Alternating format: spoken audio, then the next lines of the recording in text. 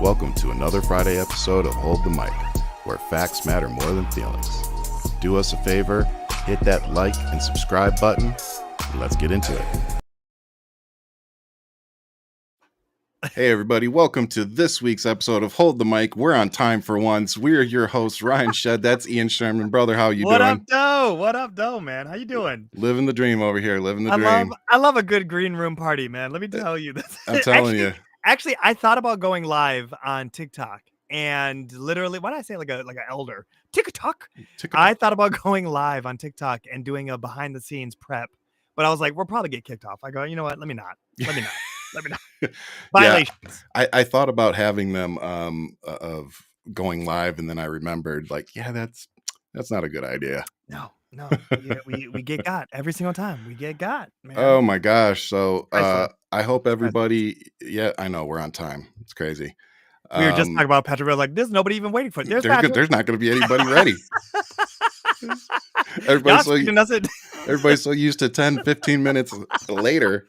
CPT, man. CPT. Here we go. All right. Oh man. Oh, good. So we have a lot of information to pack into a short amount of time tonight. So we're gonna just get into it. I want to start with the breaking news, though, of our petty leader in chief. Feelings Friday. We're just gonna start. This is gonna be definitely Feelings Friday. Let's start it. Feelings Friday, guys. Here, welcome to the show. Yep. As you know, hold the mic. But one of our favorite segments that Ryan and I love to do is Feelings Friday. So Ryan, take it away. So Feelings Friday this week, I think, is going to be our felon in chief, Donald Trump. He revoked He revoked Joe Biden's. I'm so used to saying his name when I say that stuff. I know. He revoked Joe Biden's security clearance on top of his intelligence briefings that he would receive. Now, for those of you who may not remember, in 2021, Joe Biden revoked Trump's. Yeah, the criminal. Yeah, the criminal. The guy that tried to overthrow the government January 6th.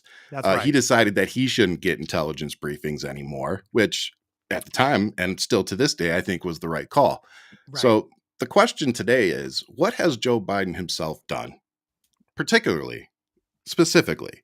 To get his security clearance released or revoked. Three files by his car in a garage in Delaware.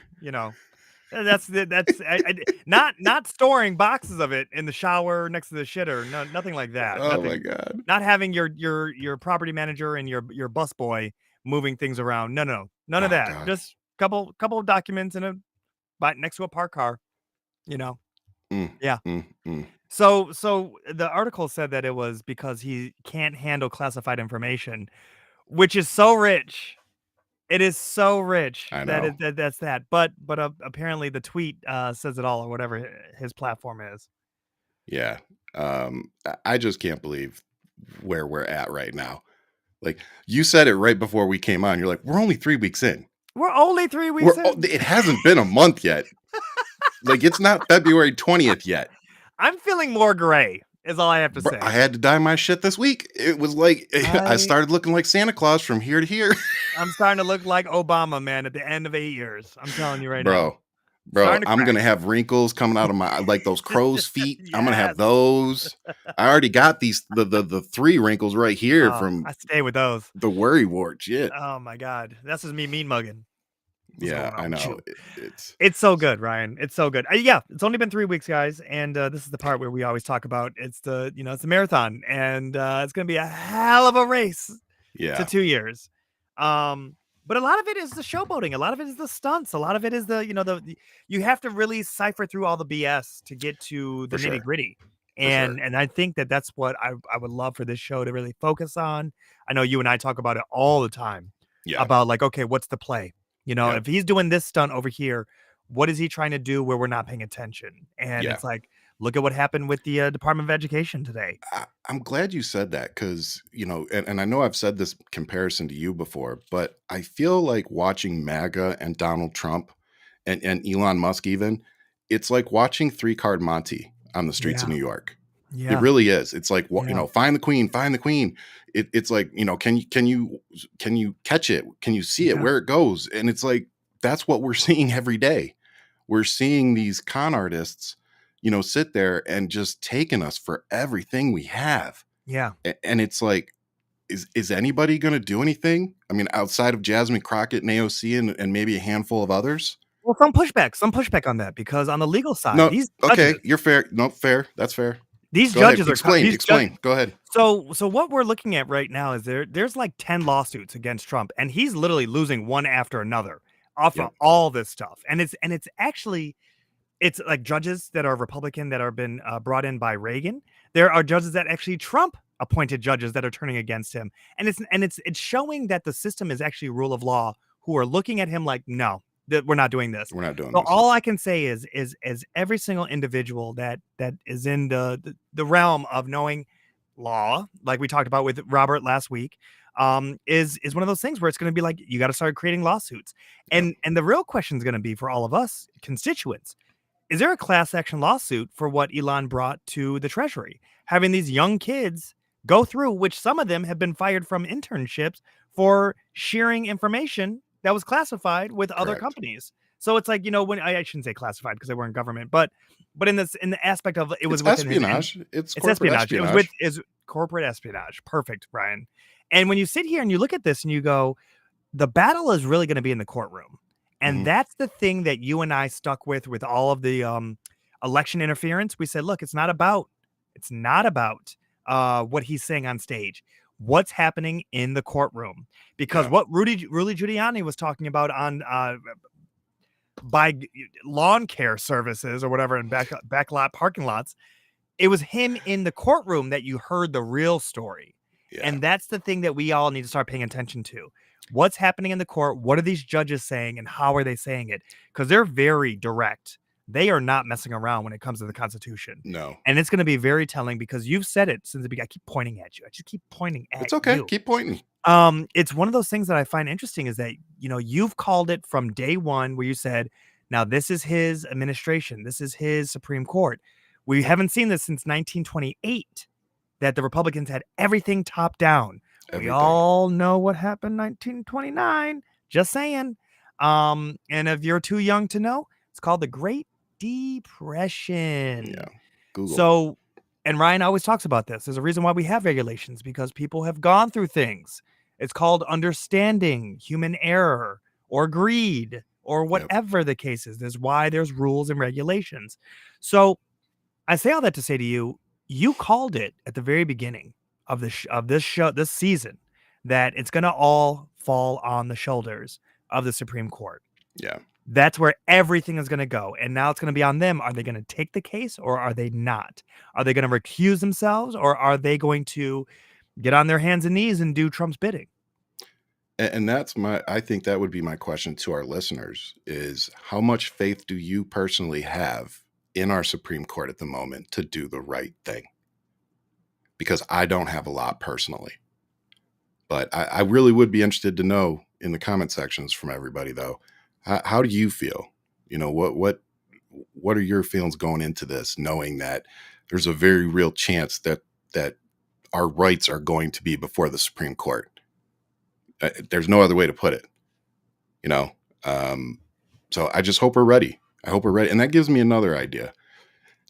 We've been hearing a lot this week about, Ian was started to go into it, that we had elected officials were denied entry into the Department of Education building. And you've had people having to be escorted out of elected officials' offices because they're being overwhelmed by people, which is great. Keep doing what you're doing. But I would also suggest, while you're making phone calls, find these judges who are actually standing up to these people and call their offices and let them know, thank you. Thank you for doing what's right. Thank you for protecting us from this administration. Thank you for actually giving a crap about the Constitution. Yeah. Just let these judges know that we have their backs. Let them know that the American people approve of what they're doing, that we need them to continue doing what they're doing. So while you're making phone calls, even if it's a Trump judge, pick up the phone call, let them know, thank you for that decision you made, because you're one of the few people that are standing between us and ruin at the moment.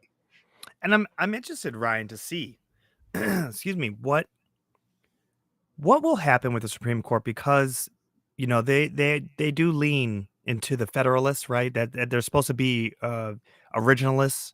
They're supposed to live and die by this Constitution, and as we all do, but they're supposed to be unwavered, right? Yeah. Holding it to the original text is all I ever hear about them. Yeah. But nowhere in there does it talk about unlimited power for the person that is being the president. No. So therefore, they maneuvered a certain way to give this power to him, which Biden had it too. And Robert said last week about how he didn't really like that, how Biden did this preemptive pardon, and how now that gave the green light for whatever Trump's going to do. Trump was going to do whatever he was going to do, no matter what. Yeah, I agree with you. No matter what. And the fact that we're seeing this, Feelings Friday, and we're seeing these little petty moves, Biden knew that, what? Let me take all these pieces off the board and give these people some peace because they did their thing. Now, mind you, what you talked about last week was how bad is it going to get with all these people that are being in there.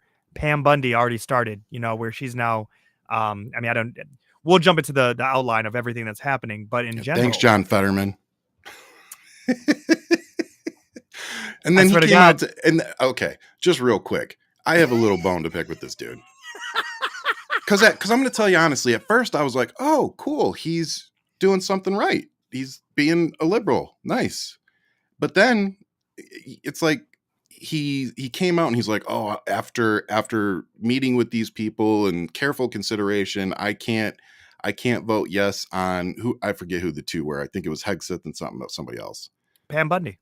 No, he voted yes on Pam Bundy. Oh, he voted no on the others. He voted no on two others. And he put a post out yesterday on social media. And it's like, dude, this is the problem I have with you. Yeah. Like, there's no consistency, because he talked about, he referenced Project 2025. And it's like, and he talked about how concerned he is with it. I'm like, oh, wait a minute. Because if you're a liberal and you're a Democrat, particularly an elected Democrat, right, and you're going to start gaslighting us with Project 2025 again, you should be voting against every single nominee that this dude puts up. I don't care who it is, because that's how we fight back. So to sit there and clutch your pearls and talk about Project 2025 while simultaneously voting yes on Pam Bundy. Yeah. Like, dude, kick rocks. The question is, and she wasn't so much 2025 versus this guy, Russ, who literally is one of the authors, one of the main individuals. And to see that people voted for him. And I'm just like, no, actually, excuse me. They did not vote for him. But to see who they are voting for, who they are crossing the aisle for. Yeah. And I'm just like, okay, well, what is the line there? Rubio, we all know Rubio is not really Project 2025, but we do understand that the government does need to have leadership in these roles. Though. Huge hypocrite. But when we're looking at these positions, when we're looking at these people, I love when they said, if you're going to be attacking these things, or you're going to be doing X, Y, and Z, or you're going to be freezing funds, I'm a straight no on everything that you have until you start figuring out how to actually run government. Amen. Because it is illegal for a third party to be doing what it's doing right now without any security clearance. And then to see that Doge is literally space camp for children, like that's all this is. Like, this is, I didn't realize Boy Scouts were showing up like this. Like they talk about qualifications all the time. It's like you couldn't exactly. That's the best you've got. Two of them are racist as hell. Like, that's the best you've got. And I was literally sitting here. I go, this is like the little UN, man. Look at this. Like, it's like you're talking about DEI. Like, look at this little group you got put together. But of course, the two whites are like, little racist. Rascals. It is like the little. Hey, man, they're doing this. I'm telling you. So, I think so. Let's start going through some of these, because this is probably, at least in my opinion, I think this is the most dangerous thing happening in our country right now, next to a felon, a business fraud, and the rest of it running our country. This is the most dangerous thing. So Elon Musk, through the Department of Government Efficiency. Oh, before I start, let me give a shout out to our podcast sponsor, Christian Ortiz and Justice AI. some of the things I'll be reading tonight, I actually got off of Justice AI. So, what up, CEO? So big shout out to our sponsor. Thank you so much. We appreciate you. And we use this information all the time. So Justice AI really is a great AI program that you can just add into your open AI thing. So like for those of you who use it, you can just add it. It's really nice. It's a great feature. Anyway, so that's what we're using tonight. And Elon Musk, through the Department of Government Efficiency, has gained access to several critical U.S. government agencies and their systems, notably the Treasury Department. Doge has accessed federal payment systems, although a temporary restraining order has limited this access to read only for certain systems. So let's start with that one. So what do you think of him getting into the Treasury Department? I have to say to you that there's definitely something nefarious that's going on. That's lurking underneath, because there's no transparency at all. They didn't want the names of these kids to come out, and they are kids. These are children. I'm sorry. 20, 21-year-old, 22-year-old. Yeah. 19. Yeah. 19. No life experience at all. 0. Maybe went on a date. You know what I'm saying? And looking at them, probably didn't, because this is what they're doing right now. Yeah. So, because I remember what I was doing at that age. That was not this. That was not that. Yeah.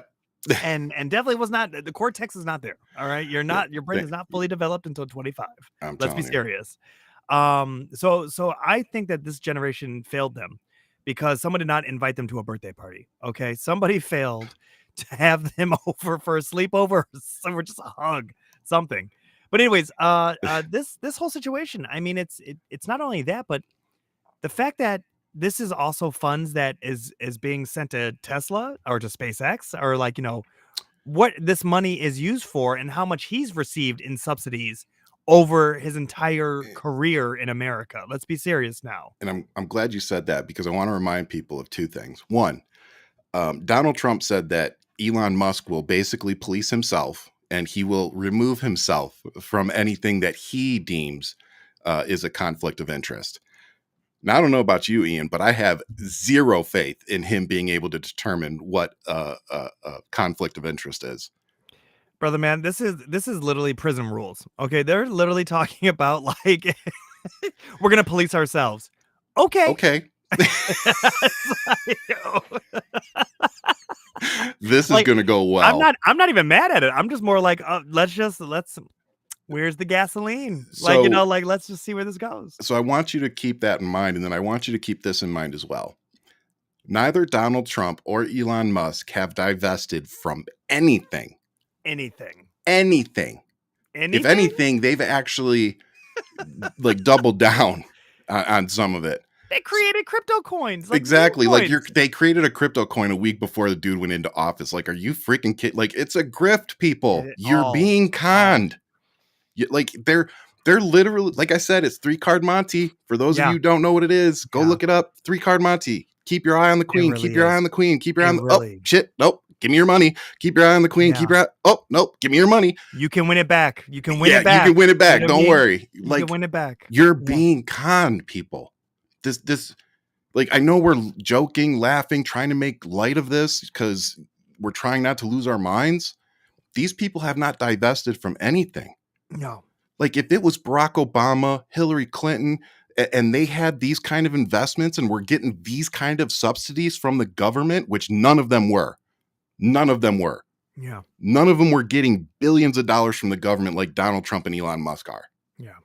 But particularly Elon Musk, he's taken over $14 billion from taxpayers. Not just. And the reason why I say that to you is because Trump's hotels. You got to keep in consideration the family business. Like that's where what this is for the. Not, I know you know. Okay. When we're saying to all of you guys of how he's making a lot of money, it's because of all the taxpayers putting all of this money. Every time they have a meeting, it's at Mar-a-Lago. Yep. And everybody has to rent out a room, from congressmen, from Secret Service, which are paying top dollar. Yeah, he's not giving them a break either. At all. And he's charging $20 for water there. Like, let's be serious. Yeah. You know what I mean? This is how he is getting the squeeze on America. And make sure you guys use that mini bar.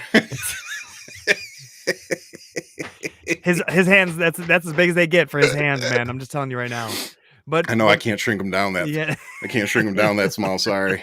you can handle a Whopper. That's a Married to a reality. black woman, you got to have big hands. Yes. Um, So yeah, but it's we're going. hi Jen. Yeah. But yeah, so it's one of those things where we are looking at how Tesla is. We're looking at the billions of dollars that Yeah. SpaceX is getting, the subsidies.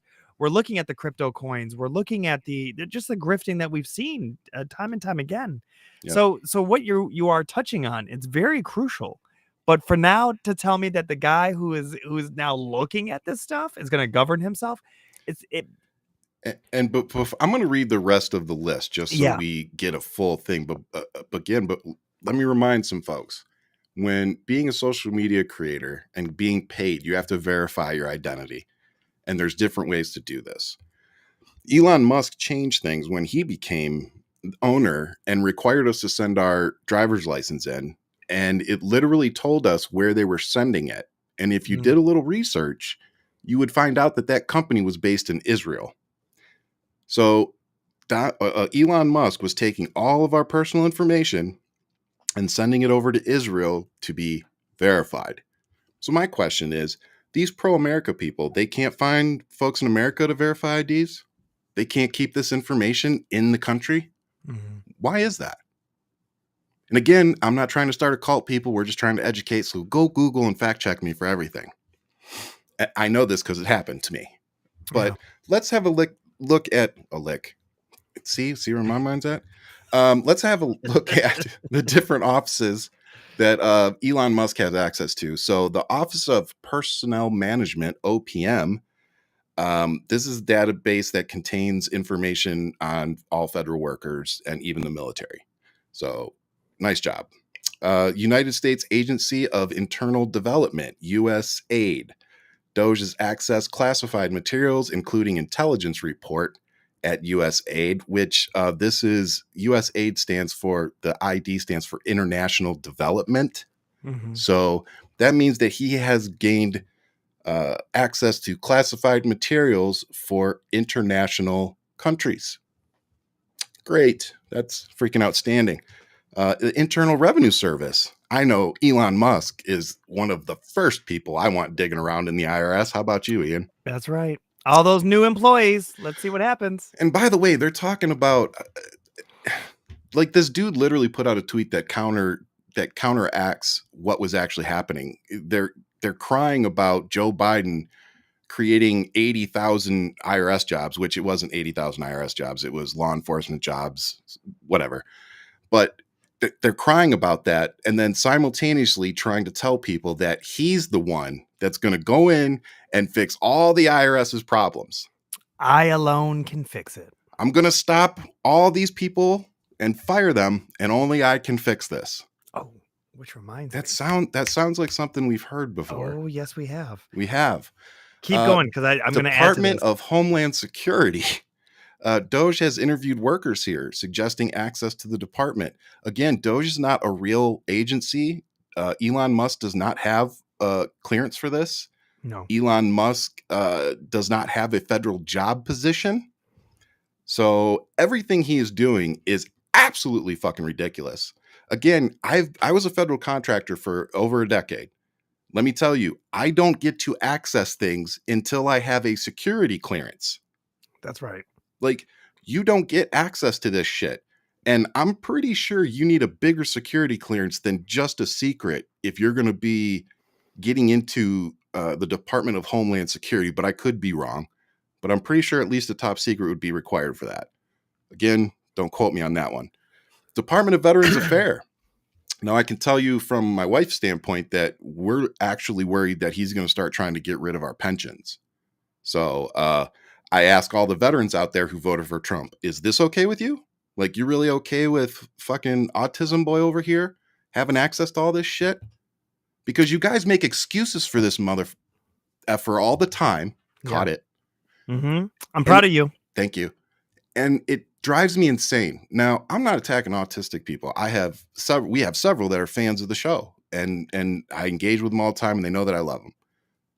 But they also don't use them being autistic as an excuse for being bigots. And that's the thing that I refuse to excuse this guy doing what he's doing and be like, oh, but he's just autistic. He just doesn't know how to communicate. No, he's communicating the way he wants to. It's He's horrible getting the message people. he wants across. It's horrible people literally trying to justify any of this. Even them Yes. doing the whole salute. Well, and And that's what they're trying to say. Oh, you just don't understand. He's autistic. And I'm like, yeah, it's yeah, gross. no, I It's have, gross. yeah, I have several autistic people around me. Yeah. That's not normal. Everybody I has don't them in care their what you family. say. They're around. They're here. I don't see that at the Special Olympics. That's not how they're sitting there getting on the podium. And Do you if know what they I mean? weren't simultaneously like killing all DEI and all that stuff at the same time, then maybe I'd be like, okay, maybe he was just excited, whatever. But Nah, the agenda that they are carrying out coincides with what he did. That's please. why I'm just like, no. I'm sorry. No. Hexeth's tattoos alone let me know exactly where things are going. Okay. Yeah. But here's what I want to add to what you're saying though. In just this week alone, they Doge spent $7 million On operating operating something that doesn't exist. food, travel, whatever. So here's my question. Operation Hey, cost Elon 7 Musk, million. you can't foot the bill? Yeah. You can't. I mean, you're the richest dude in the world. You're trying to save the government money. You're working for us, right? Well, flip the bill for this. You're not a government agency. You should be paying for this. I don't want to pay for this shit. It I says just don't. nearly 7 million has been appropriated for the last week to cover agency expenses, while the administration tries to freeze chunks of government funding. It just make sense. You can't. And then this also goes along with their whole game plan is trickle down economics. Like that's their whole game plan here. And it's like, so basically they're going to make all their friends richer. Donald Trump signed another executive order making it so all the AI companies can make even more money and be completely deregulated. So congratulations once again. Yeah. All these people that think deregulating our country is the way, I struggle to understand you. I really struggle, because it's like, there's a reason that laws are made. There's a reason that regulations are done. Like, if you're getting rid of OSHA, freaking OSHA. Let me tell you a little what OSHA does. When I was in the military, one of the things we did is we dealt with a lot of hazardous chemicals. Those hazardous chemicals have to go into what's called a fire locker. The fire locker can withstand a certain amount of heat for a certain amount of time without the materials inside exploding. So if you leave the locker open or ajar or not closed all the way, it becomes ineffective. So therefore, it becomes a potential bomb if a fire breaks out. One of the things OSHA does is they come in and they do random inspections in those areas. And if they find one of those lockers open, it is a $20,000 fine just if it's left open. Wow. And do you know how easy it is to leave one of these things open, or just for it not to latch the whole way? Especially when they get paint and sealant and crap all over them. Trust me, they stay open very easy. That's part of OSHA's job. Oh, you remember the story of Agent Orange, or the dumping of chemicals by the military? That's one of the things OSHA does. That's one of the things OSHA oversees. There are reasons that we have these things. And I'll tell you the story again that so many people in the military have heard probably 20 times. There's a book to open the hangar doors to a hangar, an aircraft hangar. The book is like this thick. 2 buttons, red, green. Not that difficult, you'd think, right? Here's the problem. The hangar doors, when they start opening, they have a bell. The bell starts going off for 3 to 5 seconds before the door starts opening or closing. So you hit the button, the bell sounds, and then the doors start moving. In this particular situation, unfortunately, the bell sounded, doors started closing, they got stuck. And they were still pretty close together, about enough so somebody could lean out and talk to somebody on the outside still. So they're trying to clear the tracks, and the hangar door tracks can be, they're on the inside and outside one as the door closes. So they had somebody on the outside trying to check it, somebody on the inside, and then the dude working the button. Long story short, the bell didn't work the way that it was supposed to. The door jumped. The guy had his head sticking out the hangar doors talking to the guy, and he still had his finger on the button. Hangar door shut. He didn't have a head left, and I'm not exaggerating. So that is why we have a book this thick on how to open a hangar door that we have to literally open and go, step 1, make sure nobody's by the doors. Step 2, like it's literally that. It walks you through step by It step. walks you through it. And the reason is because of that one story. Yeah. Every law, every regulation has a story like that behind it. Right. That's the reason that we have them. Are there some things that are redundant? Absolutely. Can we get rid of some things? I'm sure we can. Is it as bad as they're trying to make it out? No, it's not. Yeah. Should we get rid of as many things? How many train derailments are we still having? You think deregulating that's going to help? Right. Like, you think deregulating AI is a good idea? Like, yeah. No, these aren't. You think deregulating the stock market so the rich people can manipulate it and influence it even more than they already can? Like, if you they really do, think that's a good idea? If they do, history repeats. You see it. 1929. People doing whatever they want. Just look at the housing market. Just to go back, just not that long ago, how the housing market was in 2000 for the 2008 crash. So how people were operating 2006, 2007, 2008. Like when you watched how that bubble burst, this is the thing. There's now regulations for that they cannot just do what they did. But if they're going to roll those things back, you guys pay attention. For sure.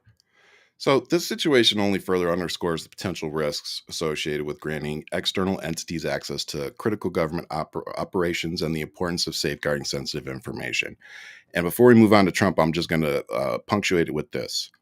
I want to remind everybody, Elon Musk is a former illegal immigrant who overstayed a student visa, and he has 3 citizenships, with America being the last one. I think South Africa's trying to get rid of him. Especially now that they're cutting all the funding. I think they're trying to revoke. They're like, yo, like, y'all just Elon, I thought, like, what are you doing up there, dude? They're cutting all our funding. Like, Elon. Bye-bye, Elon. Yeah. Done. He's not ours anymore. He's not ours. We do not claim him. God, if only we could deport him. I'm far more worried about Elon Musk than I am anybody crossing the southern border. I can tell you that. So it's just such a ridiculous argument. I think so. Completely. And just like the tariffs, everything, it's just like they literally create. Trump is a showman. Yeah. Everybody needs to remind themselves whenever he opens his mouth, what's the show? But I will say, kudos to the news reporters that asked him about the Time magazine and why how does he feel about Elon Musk being behind the Resolute desk on the cover, right there in front of the Japanese president. Did you see this clip? No. Oh, it's so good. He's sitting there. You got to look at this clip. He's sitting there with the president of Japan, and they're talking. And the anchor, the news reporter goes, "Mr. Trump, President Trump, how do you feel about Time magazine's new cover of Elon behind your desk?" It is priceless because he literally looks at it and goes, is Time magazine really a thing anymore? That was his response. After he was toting about it, there it is. Want the fastest working GLP? Commercial. Yeah, because they'll flag me for something. Oh, yes, they will. Yes, they will. 20-second ad. Okay, that's all good. You'll see it, though. I'm so glad we get to break news with you, Ryan. Yes! Usually you're the one breaking news. Oh, my gosh. This guy's such a clown. Just wait till you see him. Just the look on his face. It is really quite priceless. TV. Did you have a reaction to the new Time magazine cover that has Elon Musk sitting behind your Resolute desk? タイムマガジンにイーロン・マスクが大統領の机の後ろで座っている写真がありますけども、それに関するコメントは何かありますか? Is Time magazine still in business? I didn't even know that. The question was so pointed, right? Your Resolute desk. What did you think of that? Yikes. He was so unhappy about that. Yeah. I'm so glad we got to break that with you. Yeah, this is where it's going now. So those little moments are going to start adding up. Oh, man, that's so beautiful. And you're going to remember this day because you're going to start seeing where Elon and Trump start pulling away from each other. Oh, yeah, it's definitely already started. It's already started, but yeah, it's these moments that you're going to see that start adding up. Now I'm trying to, because he took that Time Magazine article that from just a few weeks ago. Now I want to see. He was probably, is Time Magazine still a thing? Uh-huh. And I love his cronies. It's just like, no, that's not even. Oh, well, here's one from 2015. That's 2015. Yeah. So, Dorian, yes, you're right. That is definitely a good kick in the Cheeto ego.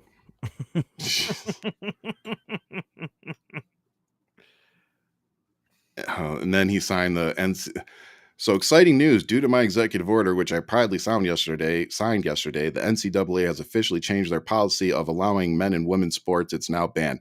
So for those who didn't know, the transgender community in America accounts for less than 1% of our population. Yeah. Now, when they brought in the NCAA, the head of the NCAA, and they literally asked him, how many transgender athletes do you currently have in the NCAA with over 100,000 athletes in it? And he literally said more than 5, less than 10. So you're saying 7, 8 athletes. And by the way, those aren't all women trans athletes. Those are men trans athletes as well. Yes. So you went through all of this, executive orders and everything, to make sure that every transgender American knows that you hate them for 2 or 3 athletes. Well, has anybody checked in on Bruce? Oh, don't get me started. I've trolled that person for a long time. Well, I'm just saying. I refuse to call them a her because no, it's Bruce. That's what they told me, that this is the new law. Oh, I did that. I said, I keep calling her sir, but I'm like, I don't feel bad anymore because you know what? My transgender friends, they know that I'm out here fighting for them. They know my heart. I just can only imagine you being in a room, sir, sir, you with the long hair, sir, in a dress, sir. Oh my God. like in the urinal next to each other. Yeah, that's playing with fire. I'm only saying this because have the Republicans thought about this? You're gonna have Bruce Jenner in a urinal next to you, okay? Because they have to use the bathroom that has been designated to them from birth. And Bruce has not had the full surgery. I'm just saying Bruce is going to be sitting, and I'm only saying Bruce because they said we have to go with their names. If you're not allowing with their name given at birth, if you're not allowing a transgender to get a passport to travel without being the sex that they are currently, and taking away people and making them change it, like it's that bad. Yeah. Like it's not like, oh, we're just going to stop. No, they're going and looking at people's driver's licenses and shit. And being like, we're going to make you change your driver's license to the correct, sex. To what we deem, what they deem is the correct. Yeah. Yes. Thank you for the correction. Yes. And it's just like, holy crap. But what are we going to do when you start seeing Bruce in a bathroom with you, dressed, however, and what do you think is going to happen? And I just want to remind people of this too. The few transgender friends that I have that are women, they've had the whole surgery. Yeah. Like they don't have man parts down there anymore. So them going into a male bathroom doesn't make sense. Right. So point being, even if there was some weird MAGA woman with a red hat on standing at the door checking genitalia, they wouldn't be able to tell. And then if you go into a woman's bathroom, as I've been told, I've never been in, but they don't have urinals because urinals don't make sense for women, right? From what I'm told. So it's all stalls. So this is going to get ugly. Do you know what I'm saying? Like this is going to get, and they haven't thought that far ahead. No, is all I'm saying. No, they clearly have not. Alert Nancy Mace. It's going to be one of those things where you're going to have some big burly man with a beard better than mine or yours walk into a woman's bathroom, and they're like, "This is what you decided." And the sad thing is that I know people are probably out there like, oh, I don't know, scoffing at this idea. This is what they want. You know what I'm saying? Like, if this does happen the way Ian said, this is what they want. So, well, do they? This is catching the car. This is them not yeah, realizing. no, they don't really want it. Yeah, they're going to realize quickly that they don't want it. Mace is going to be sitting there next to a person that looks like Fetterman. Like, and it's just like, what just happened? And it's like, this is what you decided. This is what you wanted. Here I am. I'm really tired. Yeah. Of seeing other communities attacked. Yeah. And especially communities that don't account for huge numbers of Americans. It's like, correct. Why are we going after these people? Punching. They're punching down for what? Yeah. You know, it doesn't make sense to me. And the other thing that disgusts me is conversing with these people online. One of the things I noticed from probably 80 to 90% of the profiles that talk about transgender people like they are less than dirt. Almost every single one of them has God, Christian, or Catholic in their bio. Yeah. And that's why I struggle with my Catholic faith, because whatever God they're believing in, it isn't the same one that I believe in. And I really think that the MAGA movement are the people that would have literally nailed Jesus to the cross themselves. And that has become very obvious to me. Oh, yeah. These people don't care about other people. They only care about people that are like them and just solidify their beliefs and their agenda. Anybody that questions that is on the outs. Right. And then they justify it as liberalism or whatever other word they come up with it. You know, progressive, woke, whatever their red meat is, you know, to feed it to their base. But that's what it is. They're upset because people like us question the status quo. We question the agenda, and they don't have the answer. You go on my social media right now, you go on posts from the last 3 days, you're going to see a lot of people attacking my looks, my ears, my teeth, my lips, my hairline. They attack everything. You know what my kids, you know what they don't attack? The facts that I'm posting. Right. They can never debunk what I'm posting about Donald Trump and Elon Musk. And they hate it. They freaking hate it. But they also eat up the fact that Trump is 6'4" and 250, or, you know, best shape of his life. Is like, if that guy's 250, I've got a 12-inch penis. Ain't no fucking way. So the legend is true. Because if I had a 12-inch penis, we'd be doing different videos right now. I can tell you that. There's no way that dude weighs 250. Hold the mic. OnlyFans coming. It would have been called Hold This Well, Tevy G, now you know why you really named the show. Oh, well, good Lord. It'd be called Speak Into the Microphone. Oh, God. Oh, so I'm going to have to mark not for kids on this one. This is not. No, it's really true though when you look at the dynamic of their arguments, and I've been really paying attention on social media more now than before, of looking at the debates that are taking place or the arguments that are really being absent. I'm seeing these conservative group chat rooms, and I'm like, they're like, you know, we want a liberal, and it's like all you see is just all of these conservatives just kind of like just in a little powwow talking to each other about liberals. And then you look at a liberal chat room and there'll be like one Trump supporter who's trying to defend a lack of empathy, because that's all it is, right? It's not about policy. We know it's just concepts of a plan. That's why we're seeing these things enacted. That's why you have Nancy Mace screaming for attention. She looks pathetic. She is literally, pick me. You know what I mean? Like really trying so hard. And it's like, it doesn't come natural for her. No. And she's trying to do anything and everything to become the next thing. And it's like, you're not going to be Marjorie Taylor Greene, because no one's that stupid and yet so bold about it. Yep. Right. But Jewish space lasers. That's all I can say to you guys. Like, that's just like the fact that came out of her mouth is so rich and so priceless. They could have had Marcus Flowers. They could have had Marcus Flowers, and I'm really excited to see, you know, when he's on the show, how this man is operating and what he's doing. Yeah. I'm hoping. I had a conversation with Marcus like a week ago, because for those of you who don't know, he's coming on the show end of February. So very excited to have him on. And like Ian said, hear what, because he's deeper in it than we are. So I'm definitely interested to hear what he has going on. And those are his constituents.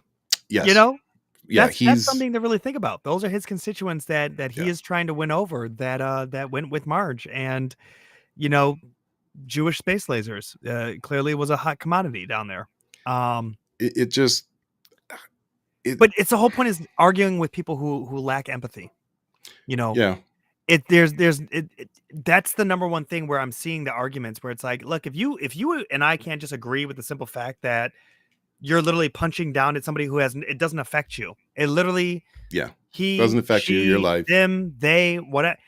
Where's the live, let live mentality that I hear come out of your mouth? Yeah. Because when it comes to this, which literally has nothing to do with you. Yeah. Keep the government out of our lives. Sure seem to be comfortable keeping the government in transgender people's lives. And women's. You know what I mean? Women's. It's basically like, anybody that's not white, straight, male. It's really interesting to see how this backslide is taking place, and how people are rolling over belly up to allow it, and not people, but a specific demographic. Well, I mean, look at what happened today. Donald Trump instituted, what was it? The creation of the White House Faith Office. An executive order established a religious office within the White House to address perceived anti-Christian bias within the federal government. Are you people fucking So Ryan, here's the thing though. This is where I need my anger translator. Yes. Please let me really do my job. Right now, this is going to be one of those conversations that we have to have. The removal of church and state. The fact that it's like, well, hold on one second. First Amendment rights. What religion are we talking about? Because it should be all religions that are underneath the White House. So what are we looking at here? You know, so it's Ryan, it's going to be very interesting to see how this whole thing plays out right now. Yes, they have who they have. They picked their candidate. She couldn't be more lily white than expected. And here we go, because it's blatantly Christo-fascist thrown in our face, but that's the red meat. This is the stuff that is trying to steal the thunder from everything. And I cannot wait to see this go into court, because there is a separation, and there should be more so a definitive line. We are a country of all religions. Everything falls under this umbrella. Ryan, are you welcome? Are you ready to come back? Thank you for giving me a second. I'm just going to ask this one question. If Barack Obama, within weeks of obtaining office, 3 came in and started a White House Faith Office that established a religious office within the White House to address perceived anti-Muslim biases, how would that have gone over? So my question then is, why are we only going after anti-Christian biases? Is every American Christian? Is every American supposed to be Christian? Did I miss this memo? I'm confused.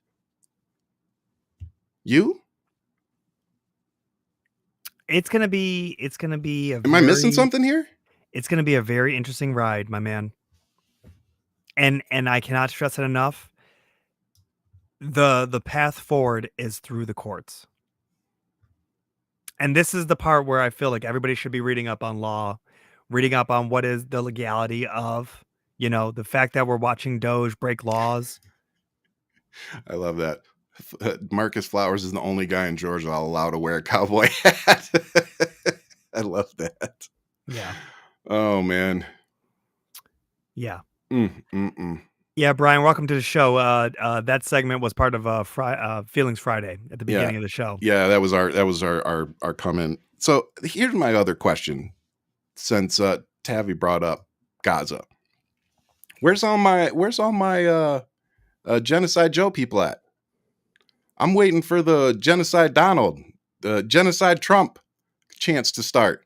This dude literally said he wants to kick all the Palestinians out, and that Israel will just give us Gaza without us even having to send any troops. Yeah. I'm sorry. Where's all those people in Hamtramck, Michigan? Well, where are you guys at? I'm still waiting because your responses so far have been not acceptable for what you've done. You literally sat there and you dragged Kamala Harris for 100 days saying she wasn't going to do this. She wasn't going that Donald Trump was going to stop the wars. Donald Trump wouldn't let Israel do what was happening in Gaza and blah, blah, blah. Oh no, they'll just let them, bomb the hell out of the West Bank. They'll just send 2,000-pound Moab bombs over there for Israel to launch into Gaza. Nothing. Don't worry about it. But not a word from you people. Not a freaking word. This dude's sending more munitions than Biden was sending to Israel. Already. Yeah. The big stuff. Where are you guys at? See, because what happens is it's like having a child. When you get your child in a position where they know that they're in trouble and they know that they're caught and they know that there's nowhere to go, they just get quiet. Yeah. They get real quiet and they just stare at you. And you're like looking at them going, are you going to say something? Yeah. And then they just keep looking at you. That's what I feel like is happening right now. You all are children. You got caught with your hand in the cookie jar. You're on the wrong side of things. And now you just got made to look a fool. You're the ones with egg on your face. So when all this goes sideways, I just want to say congratulations. You did this. All those bombs and munitions that are going to Israel now, it's because of you. And they're going first class. Yeah, they're getting there fast. They're getting there fast. And it's really tragic because it's almost like federal contractors that have those contracts, are all Republicans and make more money when that happens. It's kind of, Yeah. Oh yeah. They also want to rebuild. It's really tragic because, this isn't what he ran on. And he did. He lied to the people, which we knew. We were screaming from the top of the, our rooftops and with this show. But when you look at the people of Hamtramck, you have to ask the question, like, are you misogynistic? Like, is this something that is there that you don't want, you didn't want a woman to be there? You have to ask yourself of how they viewed Kamala. Did they think that she'd be weak in the Middle East? It's tragic because he literally just played them to a whole ninth degree. And some of them are sitting here still in doubt about what's happening, where they're like, well, he's just talking tough. He's not really going to do. It's like, you don't know what he's going to do. And you don't know what deal he made attention the first time. You don't know what deal he's making with Bibi, because he's been talking to Bibi before he was even president. Well, so he already abandoned our allies once in this term. Yeah. So congratulations on that. That was like week one. Trump just installed himself as the new chair of the Kennedy Center. Oh, because they hate that it's all woke people getting admitted into the Kennedy Center. So now they got to get some right-wing nut jobs. This is good. This is going to be fun. Well, I promised Ian we'd be off in an hour. That ain't happening. So let me hurry up and get through. We already started with one, which is the creation of the White House Faith Office Executive Order. That's as far as we got? That's as far as we got. Yeah, there's 9 to go. So let's review. Sorry. No, I'm just laughing. It's just like there's so much shit that just has gone on. Dude, the bad thing is this is nothing. Like compared to the week, this is nothing. So, but what we wanted to do is tonight we wanted to go through some of the worst executive orders that Donald Trump has signed so far.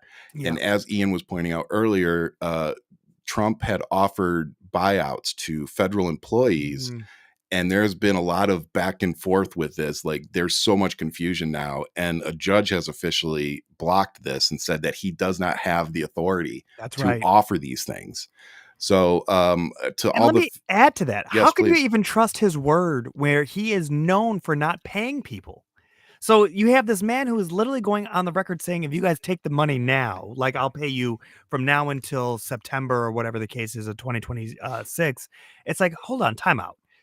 How is this even guaranteed? And you don't even control the purse. That's Congress. Yep. So how are you telling us that you're going to go through, you're going to shut off who? People's Medicaid, Medicare, Social Security to pay for these people? Yep. Where is all this going to come from? And if you're going to be paying all these people, say the 10%, was it 10% they wanted? 10% took the money and ran, right? We're talking about millions of people. Only 20,000 people did this before the deadline. And now that we're at the deadline, it's like, okay, well, wait a minute. Now he just kiboshed this. What happens with those 20,000 people? Are they coming back? It was only 5% that did this. So far below the numbers of what they were looking for. Well, because there was too much confusion. And I think at the end of the day, a lot of people just don't trust him to follow through. They don't trust him. And I think a lot of people probably were smart enough to know that he doesn't have authorization to do that. So again, we'll see what happens with that. The thing that bothers me too is, he signed this executive order saying people have to come back into work. Mm-hmm. That's all about money. That's not about the American people. Right. That's about his all of his friends that own real estate and property and those New York office buildings that have all those offices. What happens if 70% or 50% or even 40% of the workforce stays home and does their job from home? Because a lot of people can do their job from home. Yeah. So what happens if that happens? Well, now you don't need those office spaces. Those office spaces don't need phone lines, don't need data lines. They don't need electricity. They don't need anything. Yeah. They don't need repairs. So it's like everything that they are doing is about keeping the wealthy wealthy. And that's what pisses me off. It's not about making our lives better. It's not about allowing us to be better parents, to raise our kids. It's about keeping us working so long and so hard that somebody else has to raise our kids. And then when they go out and do something terrible, we're blamed for it. But we were never around because this is the society that we've created. Yeah. You have to work your ass off, let somebody else raise your kids, and be completely freaking unhappy with your life so that the few, like Elon Musk, Donald Trump, and all his friends, can remain wealthy and maintain their lifestyle. And for some reason, we haven't figured out yet that we far outnumber them and that we can take this any freaking time we want. Which makes me really question why you would start being Trump. Such a hot mess within 3 weeks of picking a fight with every single constituent in this country. Because it feels like it's like he's going down a chopping block. Clearly, this is a revenge tour. We get it. We totally get it. And by the way, another example of why we can never trust anything Donald Trump says. So he comes out and puts the tariffs down, right, with Canada and Mexico. And then like the next day when he sees the fallout, even his side going, whoa, wait a minute. This is going to make a lot of things expensive. So then he had to backtrack literally within 24 hours, has a phone call with both presidents and comes out and posts these things that make it sound like he won this great deal. And even at first it got me for a second. But then this is my favorite conversation. Fuck you. But then so as the I gotta laugh at it, man. You were so hot. You were so bad. I'm still hot because they all believe it. But what did I tell you? I said, man, we knew that this was the game plan. So it turns out that he pauses the tariffs for 30 days because he made this great deal with both Canada and Mexico. Turns out both Canada and Mexico came out and said, yeah, but those were things that were done under the previous administration. These deals were already done. Like they literally have already sent those 10,000 troops to the southern border. Like, what are you talking about, dude? They did 15 to the border. He said, we already have 15 there. So this whole 10,000 thing is like, yeah, that was from last year's news. Like, I don't know what to tell you, man. We already have 15. And then, one was signed in 2021. The other one was signed in 2024. Isn't that wild? And yet his base, they just stop short of him finishing a sentence. Yeah. Look what he got done. Look how tough he is. Look what these tariffs have done. It's like, did you not look at the follow-up conversation at all? Nothing? Okay. All right. So with that, let's go into some of the craziest executive orders that that the felon in chief has signed so far. So as of February 7th, 2025, and again, shout out to our sponsor, Justice AI and Christian Ortiz. This is where we got a lot of this information. It's making my outline days much easier, so I much appreciate that. Number one on the list, as of February 7th, 2025, President Donald Trump has issued several executive orders that have sparked significant controversy and criticism. Here are 10 of the most contentious. Number one, sanctions on the International Criminal Court. President Trump imposed sanctions on the ICC in response to its investigations involving the U.S. and its allies, particularly Israel. Critics argue that this move undermines international justice and accountability. Yeah, this is actually really bad on the world level. And I will say that I have concerns about the ICC with how they have been in a rush to call things genocide and whatever the case is, and take up a case with South Africa, who are also freely acknowledge Hamas, giving it a embassy in South Africa. Credibility. So Yeah. the credibility there, right? And it's South Africa that actually sparked all this. So I do have, my own reservations about Fair. that. But the fact that we have our laws here, the fact that we do have a court here, the fact that the ICC is doing its part, and it really is just trying to be a ref, it just feels like this is not the battle we should be doing right now. We should not be trying to uproot what the ICC stands for, because they are there to help give legality to places that need it more than ever before. So this is just it's his warmongering on Trump's side. So for being a president who says that that doesn't get into wars, he's really kicking rocks right now. And again, like we said just a few minutes ago, he's sending more munitions to Israel than the Biden administration was. So yeah. Number 2 on the list, we already kind of touched on this: ban on transgender athletes in women's sports. An executive order was signed prohibiting transgender women from participating in women's sports. This action has been labeled discriminatory and is expected to face legal challenges. So again, I don't get it. Like, you're doing this for like 5 people tops. Yep. And thanks, Bruce. Yeah. Let's keep moving. That's it. Yeah, pretty much. It's just disgusting to me. Yeah. And also, he's preventing transgender Americans from serving in the military as well. So apparently, if you're transgender, you can't serve our country. Fuck. So what if everybody, sir, is transgender and now they have nobody in their ranks? Again, they just don't think this stuff through. I know. So number 3, the elimination of diversity, equity, and inclusion mandates. The administration announced plans to remove DEI mandates at the federal level, a move seen by many as a step back from efforts to promote inclusivity and address systemic inequalities.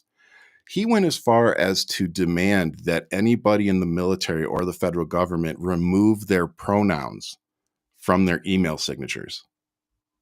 Like, they literally sent it out and made people remove their he, him, her, whatever from their email thing. So, how they identify in their okay. Yeah. All right. I mean, I guess that hurts people. It's like, that hurts your feelings? Listen to people when they tell you who they are. They are very sensitive. When they talk about liberals or snowflakes, they're just projecting, okay? And they're more so projecting because liberals don't want to talk to them anymore. Or like, there's just no point in having a conversation. If this is what upsets you, and you are literally spending, what happened to the eggs? What happened to all this shit that all of a sudden the gas prices don't matter, prices of shit don't matter, inflation doesn't matter. Nobody's talking about the employment job that came out today that was slowing down. Yeah. Did not meet expectations. Okay. Did not meet expectations. Like I said, I wish that I was MAGA some days. I wish I was that dumb, because I think that they get to live a life that is free of like concern of anybody else around them. Yeah. And I think that allows them to be a lot happier, because they don't care. No. So when you don't care, you're not burdened by anything. But it shows me that they also don't have exposure. Yeah. Ignorance comes from the lack of exposure. They don't know, and they're afraid to find out because of this whole situation. They may like it, and that maybe brings fear out of them. Yeah. But I will tell you this, Costco, they are shooting up. Bro. Their sales and Target memberships. Pew! It's like, it literally I sold my Target. I sold my shares. Target, straight up, they are now trying to backtrack. Yes, they are. And it shows you. And I'm telling everybody right now, keep it up. Keep your foot on these people's throats. Keep it. Don't go back. Keep it up. Nope. Because you know what? You are proving a point. And if you want to do it for the next 4 years, I applaud you. Keep it up. I told my wife, I go, we're not doing it. She goes, well, we can get the baby formula there. I go, we can get baby formula from anywhere. Yeah. I understand that it's easy at Target. I understand that we have access to that. But you know who else probably has it? Costco. Yeah. A whole boatload of it. Yeah, but you're in New York. Yes. But it doesn't matter. When it comes to formula and diapers, you go get that wherever it's cheapest. Hey, facts. That is facts. Believe me. Ain't nobody gonna blame you, brother, if they see you in Target getting diapers and wipes. Wifey's looking at me like this. But I'm still going over here to get Stuff this. Okay? still going. Yep. Yeah. Exactly. So I get it. But that is really interesting to see the DEI who is stepping up and showing you taking lead. Never would have thought Costco would be on the forefront of that small victory. But there was a couple of surprising ones. But I encourage everybody to go Google the list because it is changing. It's changing daily. Yes, it is. Of the companies that are refusing to eliminate their DEI policies. Yeah. Again, people, there's nothing wrong with diversity. There's nothing wrong with equity, and there's nothing wrong with inclusion. There really isn't. I will literally say to you, look at the 2 wealthiest states in America versus the 2 poorest. Yes. It is very, very evident which is diverse and which is not. And with that said, go to our YouTube page and you can look up the show that we did, the 10 worst cities in America and which political party runs them. Those of you who watch this show probably won't be surprised. And those of you who don't probably will. So go watch that one. I was actually a little surprised doing the research of that one that every single one of them was run by Republicans. The Republicans had a majority in every single state that was the top 10 worst states. So it's like, dang, not even one blue state made the list. Yeah. So it's things like that just kind of help mold my agenda and my view of things. Cause it's like, that's telling. That's very telling. When you look at the as we call it, welfare that each states get from the federal government. Yeah. It's mostly red states get the majority. Well, that's safe to say, right? Well, you look at them and also how heavy they are in trying to manipulate gerrymandering. We know every state does it. Yeah, Democrats try to do it too, but the difference is when you look at like Michigan, they use a third-party system where they said, okay, this we do here too, independent committee. And you start seeing how it really actually starts creating real lines that make sense. Versus, look at this pigeon I created. That's like, dude, like what was I forget whose it was. It was like I think it was one in Houston. It might have been Ted Cruz's district, but it looks like a freaking Pokemon. Yeah, it literally looks like a Pokemon that's on fire. Yeah, with the tail. Yeah, I'm just like, absolutely. I'm like, that's an interesting district. And I wonder what Flowers' district, aka Marjorie Taylor Greene's. I'm telling you. Brian just posted something that's funny about DEI rolling it back. I'm gonna tell you right now, man, they got snitches and they rolling back DEI. I don't mess with them. I'm good. I'm gonna go get some Burger King. We stopped going to McDonald's for the most part. I took Dominic last week to get some chicken nuggets, I think after soccer. And they actually have, it's not a $1 menu, but it's a buy one, get one for $1. So you go get 6 chicken nuggets, you can get another 6 chicken nuggets for $1. So they've brought back some version of the value menu, but it's still going to cost $10. Yep. Just for some nuggets. That's called that Trump $1 menu right there. They're going to get you with it. I mean, yeah. But this is the thing. You start seeing who's rolling back what, and then you look at who works at these places, and you're like, okay, so this is how they see you. Yep. This is how they see you. So great. Yep. And I understand that it's going to hurt some people, but this is going to hurt corporate, and it's going to just, that's what's going to trickle down. Yeah, well, I mean, you're like you said, you've already seen it. Target saw within days. They got sued. They got sued by their shareholders. Because they were like, "Oh, we didn't approve you to remove this and have this affect our stock prices like at this at all." And I kudos to them. Yeah, kudos to them. Seriously. But that's where we are. So again, if you think that posting on social media isn't doing anything, if you think making your videos, being upset and pointing out the things that you're upset about aren't doing anything, this is proof that it is. If you think not going to certain stores because they support Donald Trump and the MAGA agenda, that's right. It's working. Yeah. Like we're seeing it work. It needs to happen in bigger numbers. So again, if you think picking up the phone and calling your representatives isn't working, it is. If you think showing up to wherever they are, for their town halls or whatever and letting them know how you feel isn't working, it is.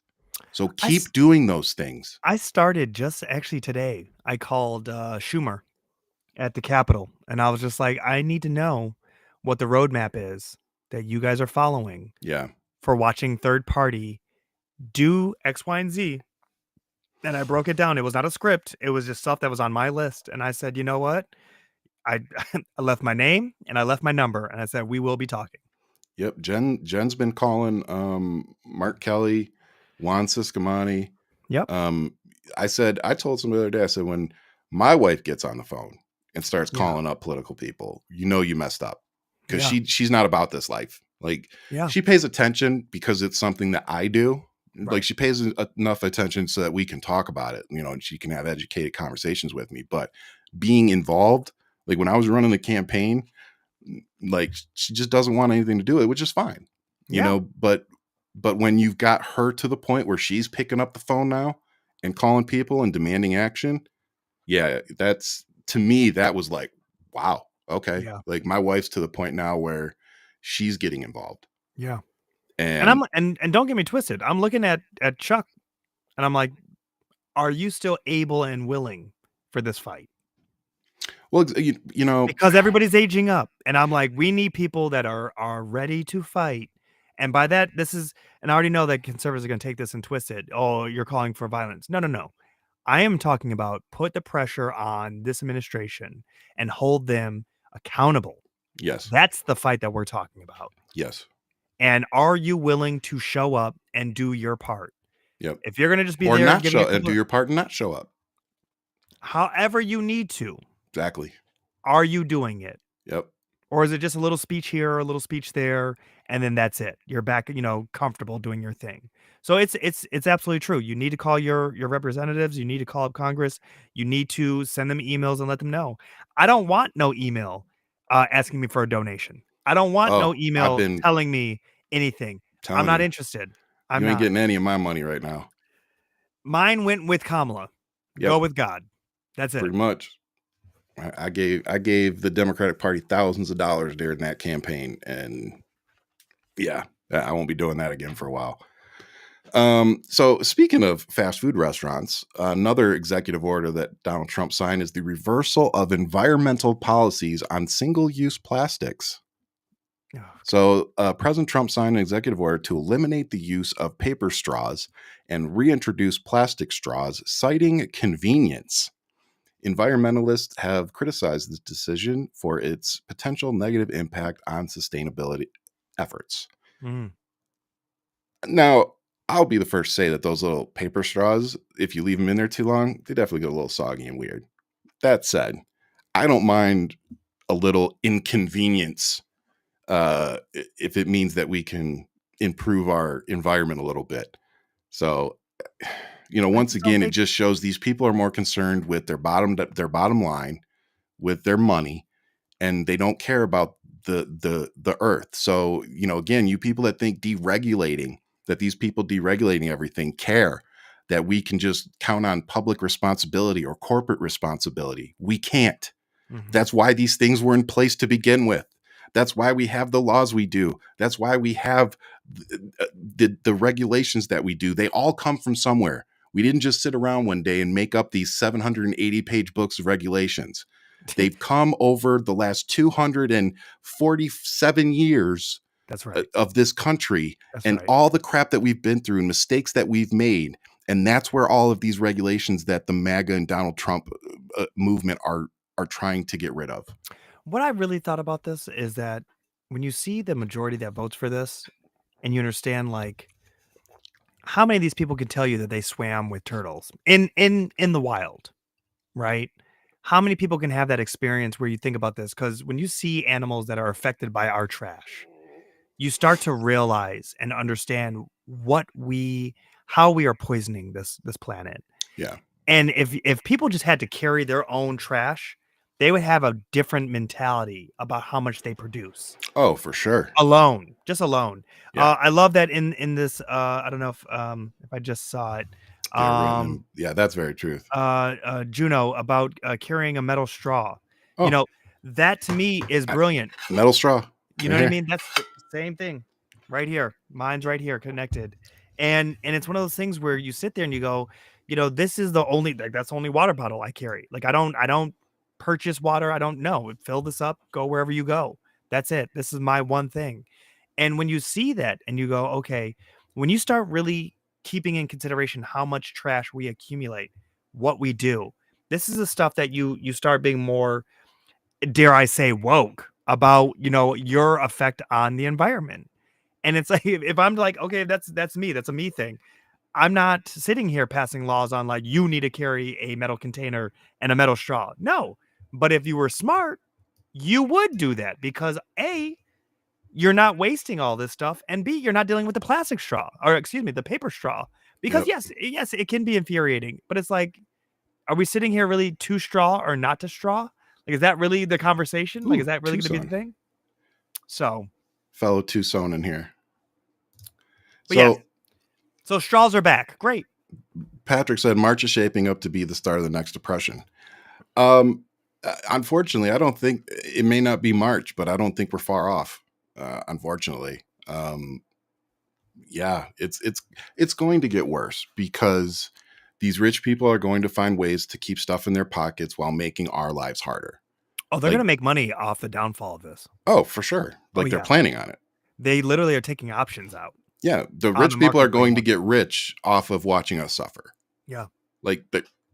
And for those of you who don't understand how the stock market works, it's called shorting a stock or long in a stock, and there's shorts happening right now. There's a lot of shorts happening, which tells you that the rich people that have money are betting on that we're about to go through some things. Yeah. So like the writing's on the wall, folks. And I just wanted to say, seems I get to say it on every show now. I told you so. So next will be the dismantling of the U.S. Agency for International Development. The administration proposed significant staff reductions to USAID, which could adversely affect global humanitarian efforts. The largest U.S. government worker union has filed a lawsuit in response. Yep. So weren't they looking into Musk? USAID? Yes, they were. Tell them some more about that. I find it interesting that the person who's going to govern themselves, as he said, would touch something that literally was right then and there on day one of him touching things. Yep. Spending $7 million for his expenses. And yeah, Jesus, it just makes me sick. So speaking of Elon, number 7 was the freeze on aid to South Africa. In response to South Africa's new land expropriation law, President Trump signed an executive order to freeze U.S. aid to the country. This move has been criticized for interfering in another nation's domestic policies and potentially exacerbating economic disparities. I'm sure Musk family loved that. Number 8, the rescission of AI development guidelines. The administration rescinded the Biden administration's Executive Order 14110, which provided guidelines for the safe and ethical development of artificial intelligence. The action has raised concerns about the future of responsible AI development. And just a friendly reminder that Elon Musk is currently pivoting to AI. And there have been a lot of speculation that Tesla will no longer be a car company, but will transition to software and AI. So we'll see how that pans out. His sales are going down. Oh, dude.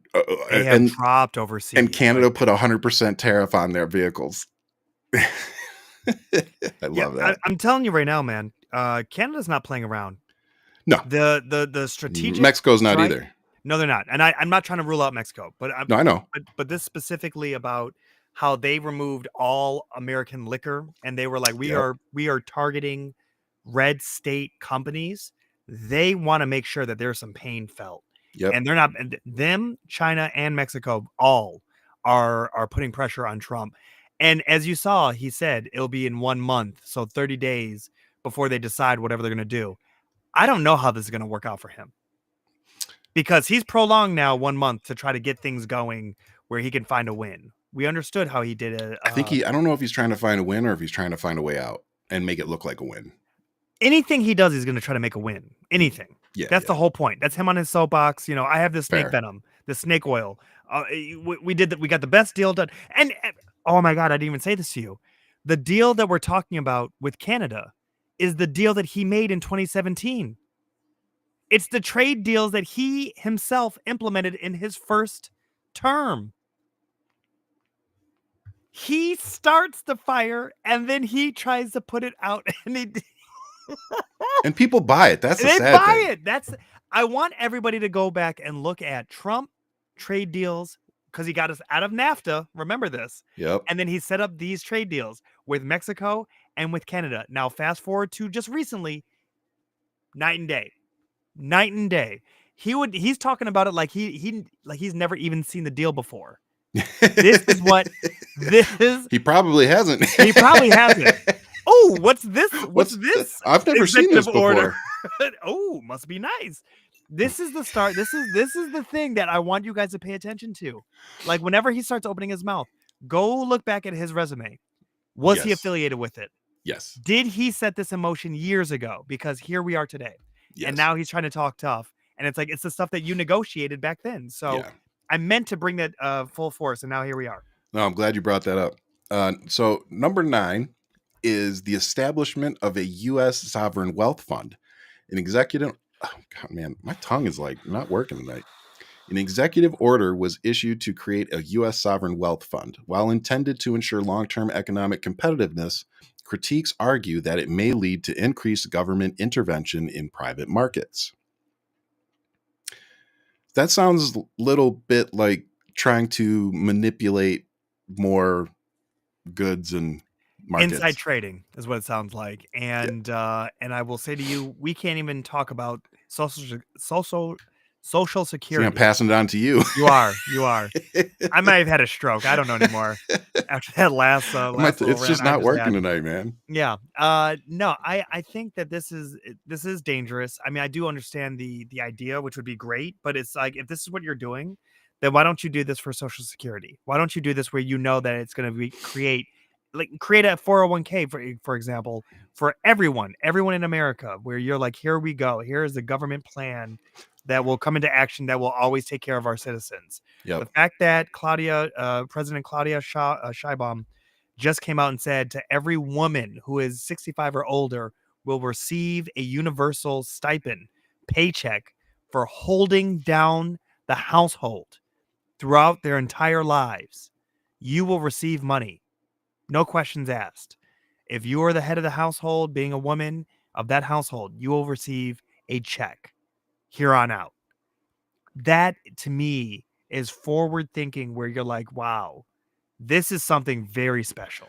Well, I mean, I think that takes America back to the universal basic income, conversation to a degree. Yeah.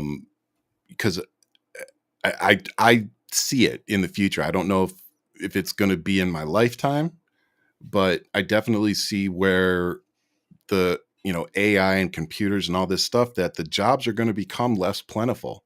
Right. And if and when that happens, we're going to have to get creative. We can't just let people not survive.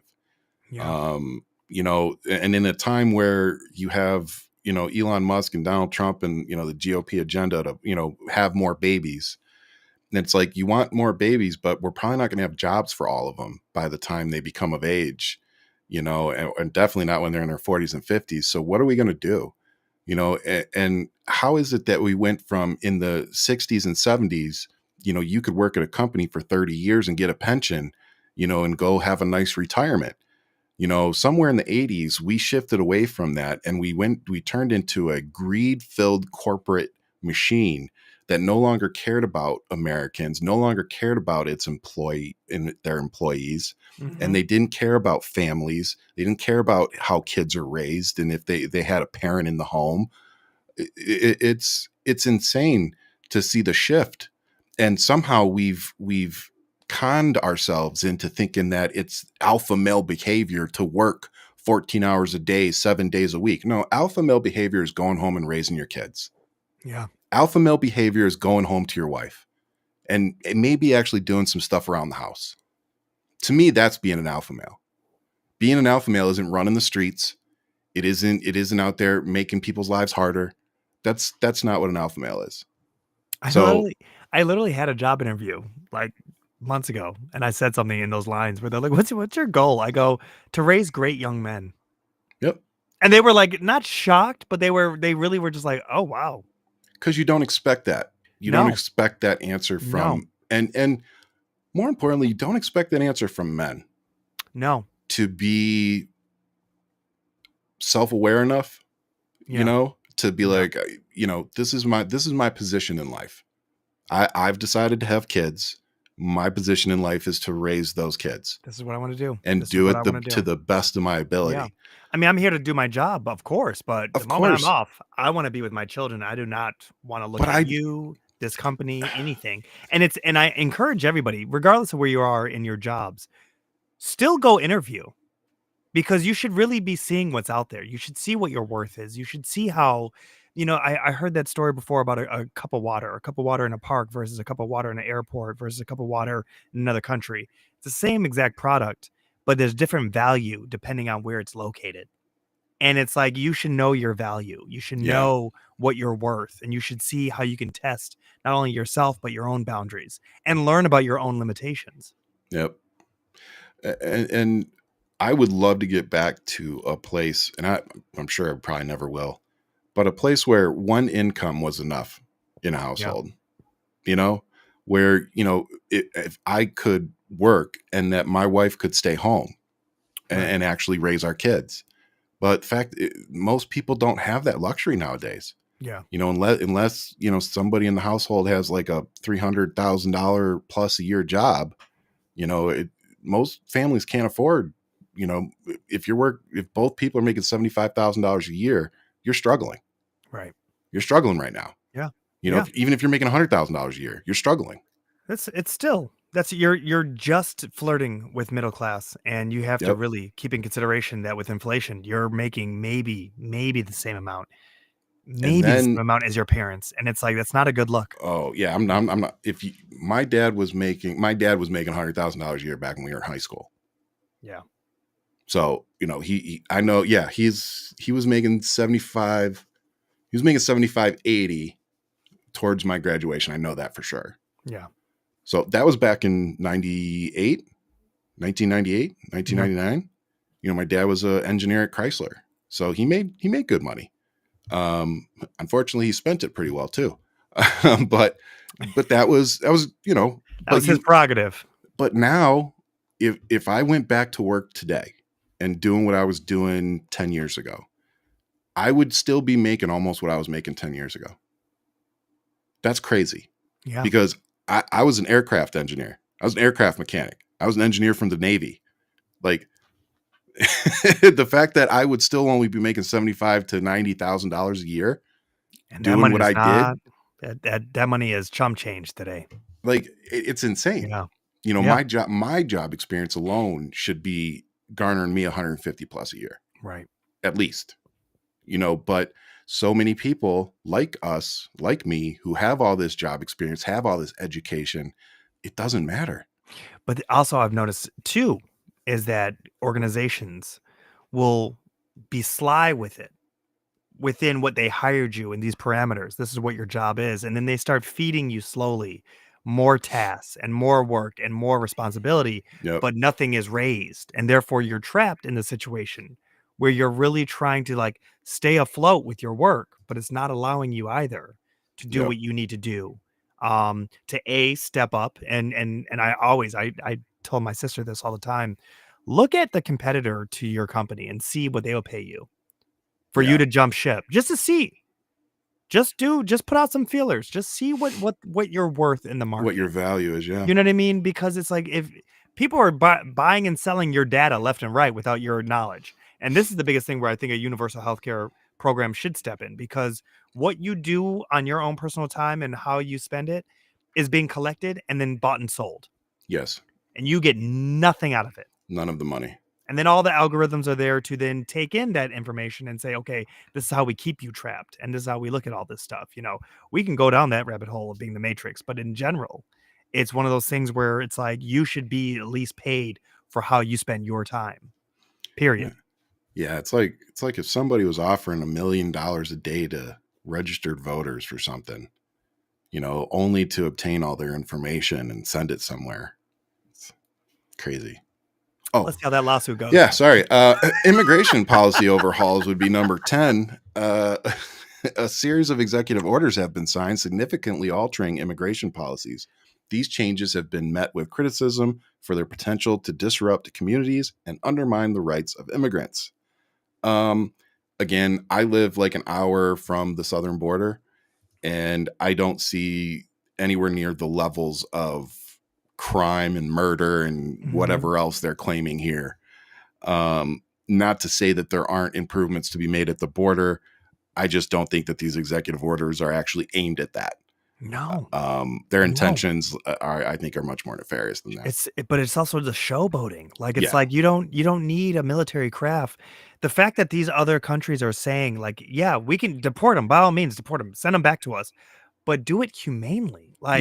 Like the fact that that's the beginning of the conversation to have with America right now, to have these conversations with another American and say, like, you're okay with this? Like no one, and guys, go check out the episode last week where we actually had a constitutional lawyer who specializes in this. Yeah. When you're talking about this, the element of this, like, you're okay with just the idea of pulling away a parent from their child? Like, just, I don't even care that they're in this country, not in this country, what the legality, none of that, I don't care about that. Just the simple question. You're okay with your parent being ripped away from a child, and then your logic is, well, they can all go together. How is that child going to get there when you're pulled from work somewhere and your child is at school? So when we're having these conversations, it's just there. It needs to be done in a better light. And this thing that Ryan just talked about, this is all for show. The numbers aren't even actually there right now. They spent so much money on a raid, Ryan, a raid.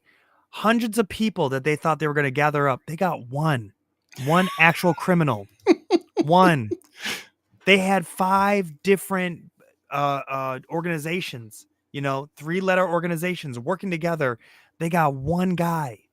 And you think about the amount of resources, the amount of money that is actually being implemented to do this, and you're like, this is not working out for them. So this is really going to fall on a lot of Latins for Trump. You voted for this, and just like the ones that the Arab Americans voted for, Trump Gaza, because that's coming 2030 apparently. It's one of those things where it's like, yes, there's egg on your face, but it's like, they're going to be going after your grandparents. They're going to be going after individuals. They're going to be going after your children. Yep. You just didn't think that you were one of them. Yep. It really makes me really reminiscent. It's really reminiscent of that famous quote. First they went for the socialists, and I didn't say anything because I wasn't a socialist. Yep. Like, I really want people to take this trip down memory lane. I want you to go read that quote. Put it towards today. Look at the definition of fascism. Read it. Read it out loud. Listen to it. Is that happening today? And also remember when Donald Trump said, dictator day one. Listen to people when they tell you who they are. How is that one aged? I kept trying to tell you. He's just telling you what he's planning to do. Project 2025. I know nothing of it, but I hear great things. How is that working out for you? Yeah. Oh, and he just happened to appoint a bunch of people that had something to do with creating the report, but who cares? The final thing I want to talk about tonight before we end the show is the Department of Education. Again, the reason that there had to be a Department of Education was so that we could, the word is, I want to say normalize, but that's not the right word. Unify, not unify. I can't think of the word, but it was to make everything the same. It was to make sure that every kid had an education, that teachers had an outline of how to educate said kids, that there were infrastructure there for kids and colleges and all of that stuff. The Department of Education has a purpose. Leveling the playing field. To get rid of it, is one of the dumbest things I've ever heard. And it's like, why? I've yet to hear anybody give me a good reason as to why we should abolish the Department of Education. And for all of you MAGA Trump people out there who say, oh, well, if you don't like it, just don't participate. If you don't like the Department of Education, don't participate. Yeah. Homeschool your children. If you want to make them extremist assholes, keep them at home. If you want them to be parts of society, let them go to a school that's headed by the Department of Education. You know, people that actually know how to educate our children, that actually went to college to learn how to teach our kids. Maybe it would be good if we left the education up to them. Because if you are scanning groceries at a grocery store, I assure you, you are probably not the best person to oversee your child's education. It's if we are going to get rid of the Department of Education, I hope they take student loans with it. That's the only thing I'm going to say to you. It's like, if it's going out, if you're throwing the baby out with the bathwater, then you know that got to go with that. You know that ain't going to happen. No. All the rich people. Oh no, can't do that. But the sorry, word Donald, you're gonna have to walk that back. Yeah, that's that. Watch, they're gonna be like, wait. People aren't paying their student loans anymore. They said the Department of Education is closed. Like, this business is closed. Nothing to see here. Yep. You know, it's no. I mean, you know, for them to get rid of the equality, right, that they're trying to implement with the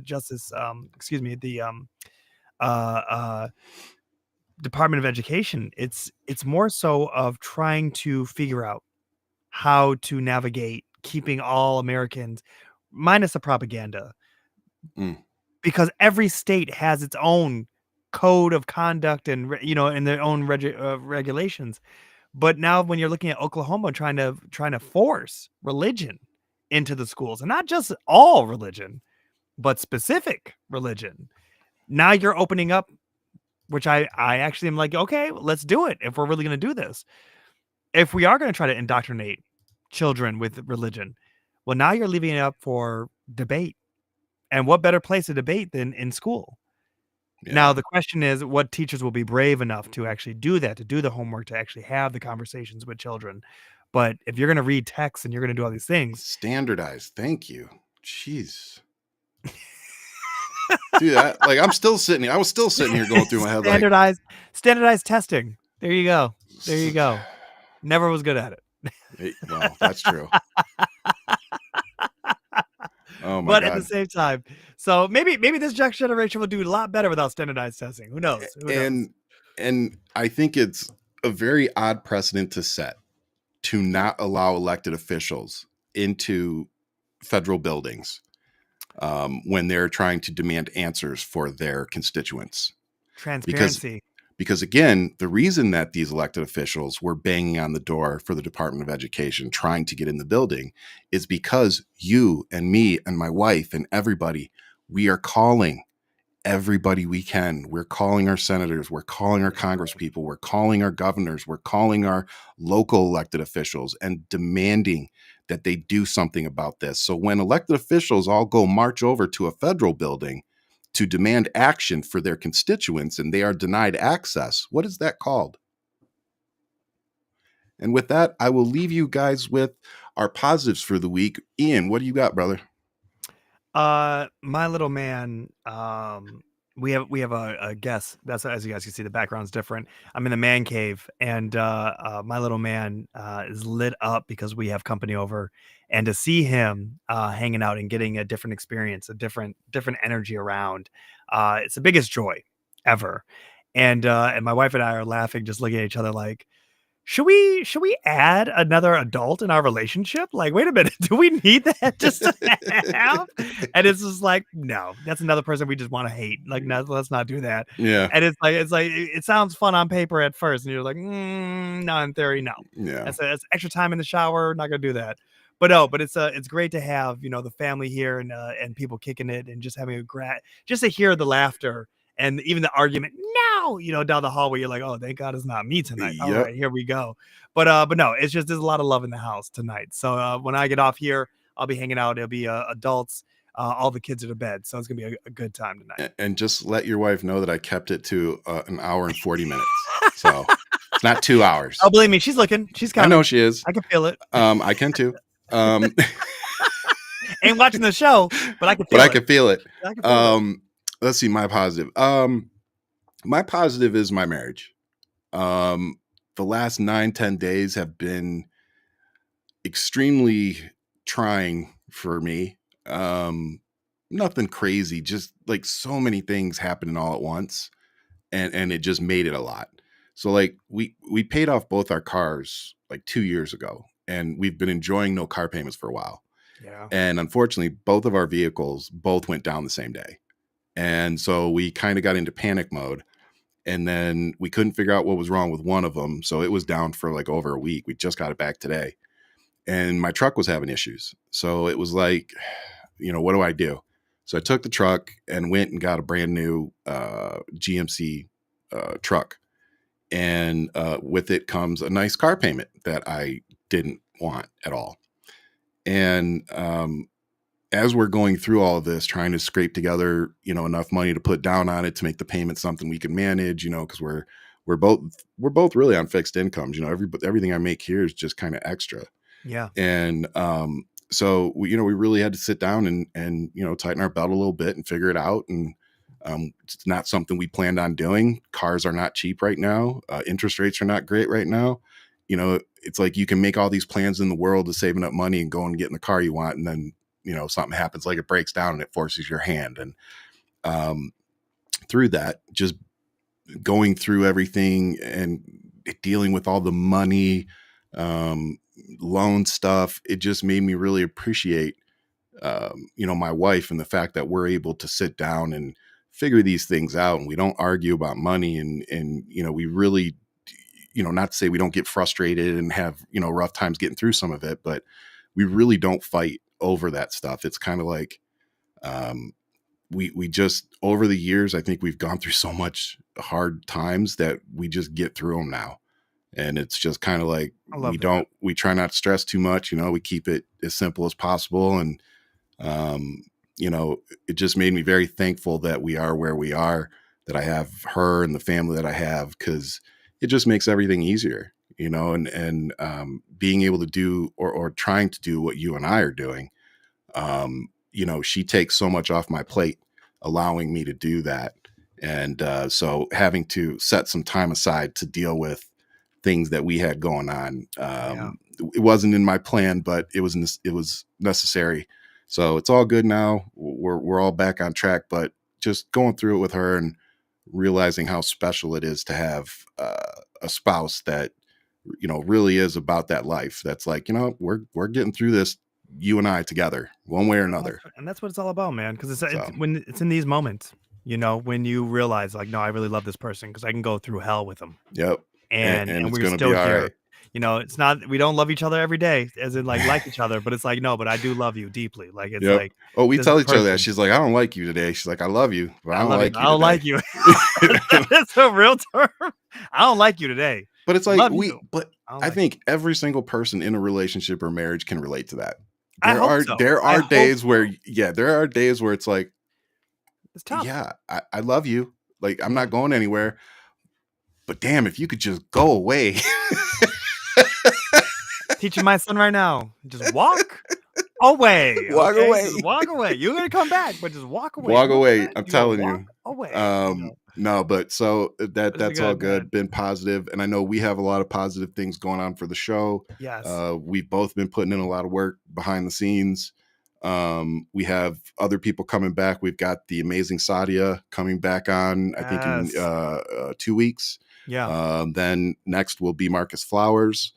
And we're working on a couple of other people that I'm excited to tell you about. But I want to make sure we have them before I mention them. Yep. And then, of course, we'll bring back Christian Ortiz. We're bringing back Sarah Higginbotham to talk about ranked choice voting.